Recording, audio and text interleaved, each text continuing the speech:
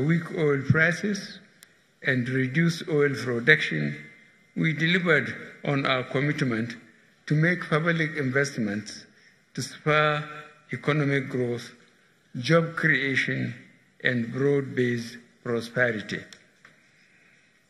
Agriculture continues to expand our economic base, as do our investments in deficient infrastructure across the length and breadth of this nation.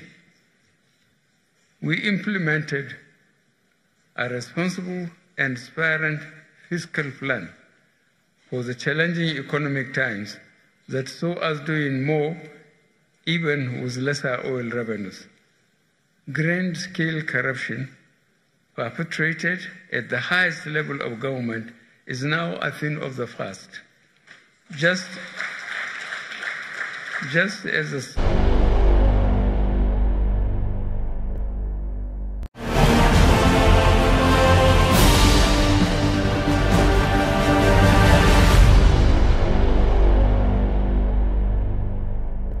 Treasury single account has made it more difficult for ministries, departments, and agencies to exercise the unrestrained liberties that help foster a climate conducive to corruption.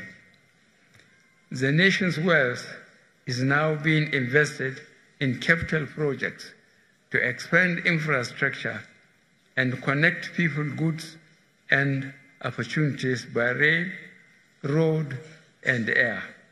The federal government supported state governments with bailouts that enable them to pay workers on their payroll. We took an unprecedented step towards creating a fairer and more equitable society by implementing Africa's biggest social investment program. Through the National Social Investment Program, we are providing direct support to over 13 million Nigerians who need it by giving relief and assistance to unemployed youth, our children, the weak and vulnerable, as well as small and medium businesses. But even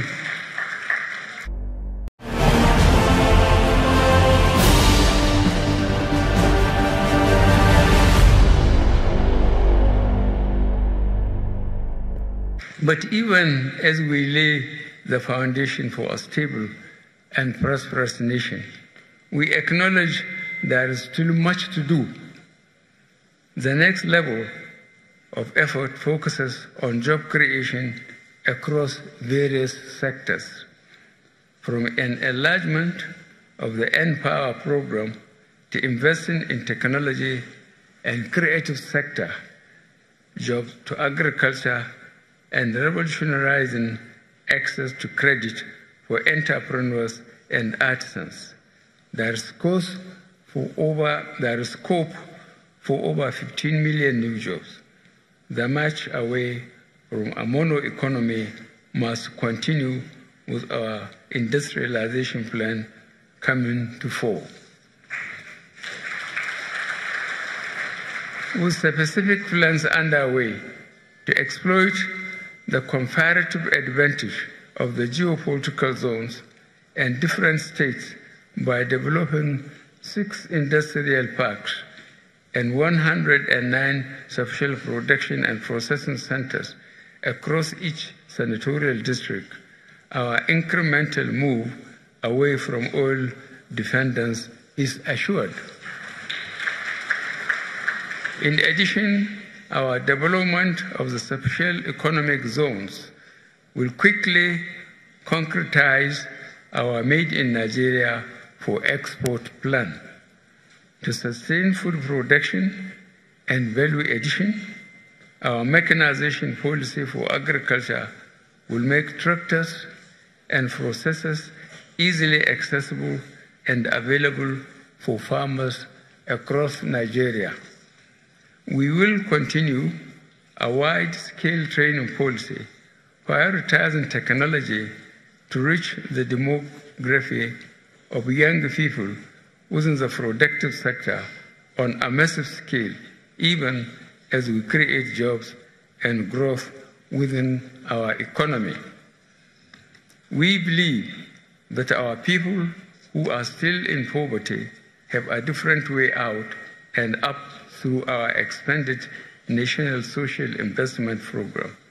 We believe we can implement the painstaking and comprehensive policy and work we have done to bring an end to the perennial conflict between farmers and herders, a conflict which is heightened by a struggle for land, water, and pasture, and the effects of climate change, and every now and then opportunistic and cynical manipulation by political actors.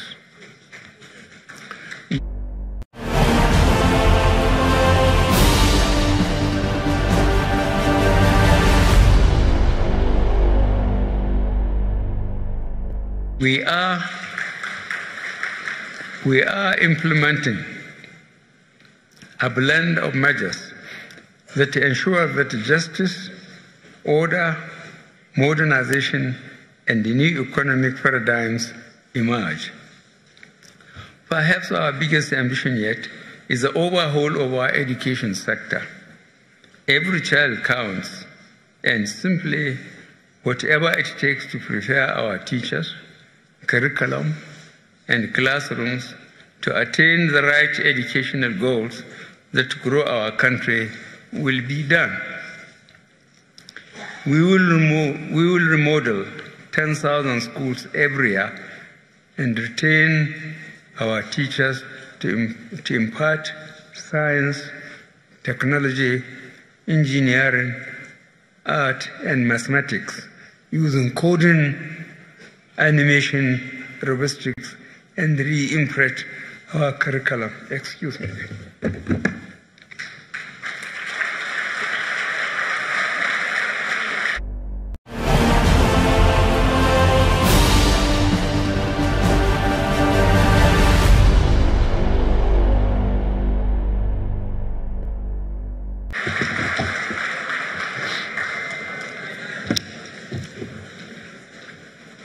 We know that to succeed, moral integrity and conscience must continue to form the dominant character of our nation and its leadership. Corruption is an existential threat to Nigeria. Despite the gains we have made in closing the gates, we know that there is still much ground to cover to stop systematic corruption. We are committed to deepening the work we started this first term, such that nations' assets and resources continue to be organized and utilized to do good for the common man. The next 4 years will be quite significant for our country. Nigeria is faced with a choice: to keep on building a new Nigeria or to go back to its tainted past, which favored only an opportunistic few. Our choices will surely shape us, defining clearly our economic security and our future prosperity. Nigeria, more than ever before, needs a stable and people-focused government to move the development of our country forward. Join us on this journey to the next level of a prosperous, strong, and stable Nigeria.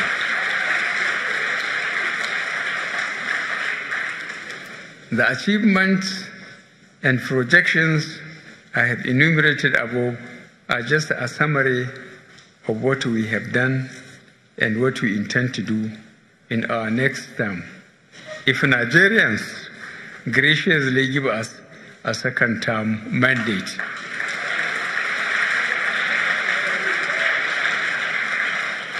A lot of more of the details are contained in the 2 documents that I have here with me, which I will presently which I will present shortly.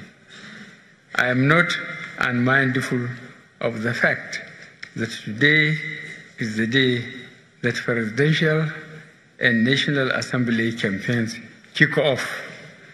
I urge all candidates and supporters of all political parties to go about the campaigns peacefully and decently.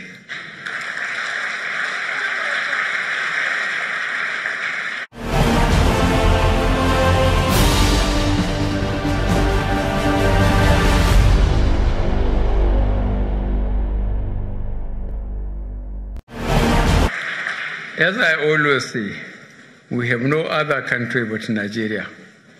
Let us not set it ablaze because of politics or sectional interests. It is now my pleasure and privilege to present to you the two documents. The first one is a manual containing our major achievements and experiences to guide all our supporters as we begin campaigns nationwide. The second is the tax level, a document that captures our aspirations and projections for the next 4 years. I trust that you will find the time to review both very carefully. Thank you, and God bless the Federal Republic of Nigeria.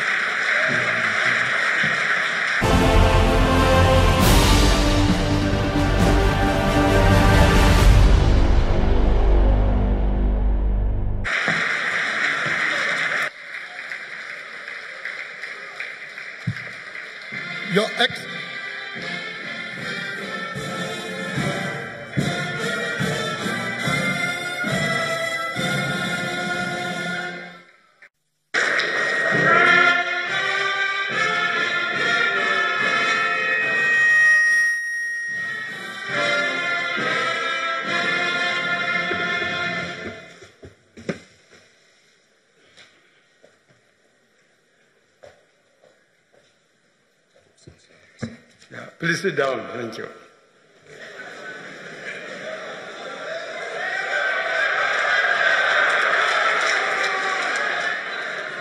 Your Excellency, the Vice President, Mrs. Buhari, Your Excellency, the governors, the National Chairman of All Progressive Congress, members of the National Assembly, members of the Federal Executive Council, party members, senior government officials, captains of industry, distinguished ladies and gentlemen. 4 years ago, we promised Nigerians real change in what we do and how we do it. Nigerians sent a clear message in the last election, and our platform offered a new, ambitious plan for a secure, prosperous, and corruption-free country. We have worked hard to fulfill our promises, and while the road may have been difficult over the last 3.5 years, we have laid the foundation for a strong, stable, and prosperous country for the majority of our people.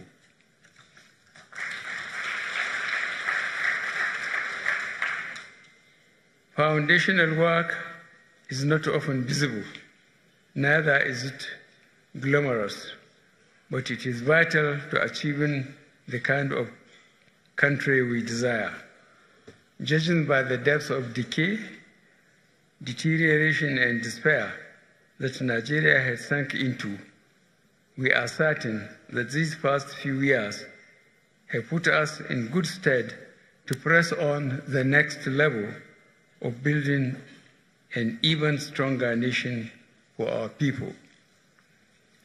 First things had to come first. We were a nation at war, but we delivered on our commitment to secure the territorial integrity of our nation in the face of a raging insurgency that devastated many parts of the Northeast.